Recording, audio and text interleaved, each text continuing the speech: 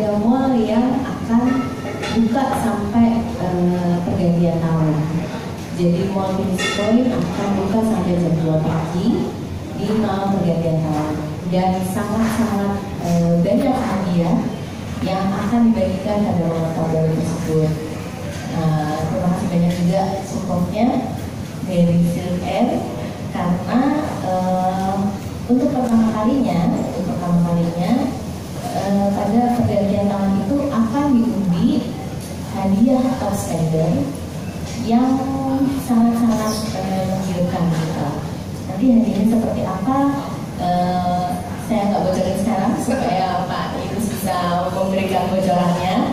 Tapi sebut kepada top spender. Top spender ini dalam artian kita membuka peluang bagi customer Pinisi Point yang berbelanja selama kurang lebih 1 bulan dan mengakumulasi seluruh belanjanya di akhir tanggal 31. Jadi kita buka dari tanggal 1 sampai dengan tanggal 31. Bagi customer yang berbelanja paling banyak berhak mendapatkan hadiah tersebut.